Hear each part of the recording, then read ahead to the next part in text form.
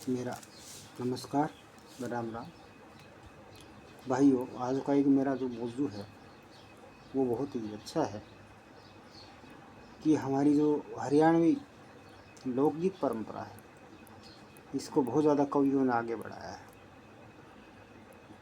और वो कवियों ने तो 100 साल पहले, 50 साल पहले, 60 साल पहले लिखा था, लेकिन आज भी वो रागनियाँ हैं, वो भजन हैं, वो तरह तरह से गा दिए गए हैं, फिर भी उनकी रवानगी उतनी ही बनी हुई है। तो वास्तव में वो महान कवि थे। आपने और हमने कभी गौर किया है कि वो शब्दों का चुनाव किस प्रकार करते थे? चौधरी मेहर सिंह, जो जिनका नाम बहुत आदर से लिया जाता है हरियाणवी लोकगीत परंपरा में, बहुत अच्छे कवि वो हैं। उनकी एक रागनी है कि लिख चिट्ठी में गेर दियो। तो भैया आप उस और उनकी भी रागनियों को देखिएगा, लेकिन उस रागनी को एक बार गौर से देखिएगा। उसमें वो जब वो फौज में लड़ाई करते हैं युद्ध के दौरान, तो आखिरी समय में एक सैनिक द्वारा लिखा गया वो एक संदेश है।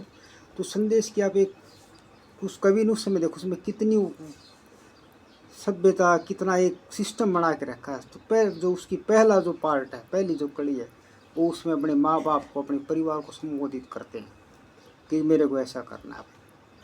दूसरा जो पार्ट है उसका, वो अपनी अर्धांगिनी को संबोधित करते हैं कि भाई जो हुआ सो हुआ, लेकिन अब आपको इसके लिए तैयार होना पड़ेगा।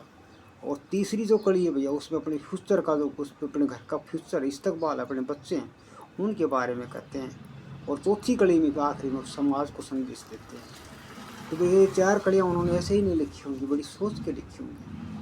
और हर कड़ी जो होती है एक सिस्टम से लगाई है। पहले जो कड़ी होती है, आदमी का परिवार से रिलेशन होता है, कोई भी हो, पहले उन्होंने परिवार को संबोधित किया है। दूसरा, एक शादीशुदा आदमी होता है तो उसको अपनी पत्नी का ख्याल होता है, उसको छोड़ के जाता है, उसको पता है कोई बेवा की ज़िंदगी जीनी, वो उसके लिए संदेश छोड़ता है। और तीसरी में कहता है कि जो कुछ हुआ सो हुआ, लेकिन तुम्हारे पास भविष्य है, इस भविष्य को बढ़ाना, तो अपने बच्चों का जिक्र करता है।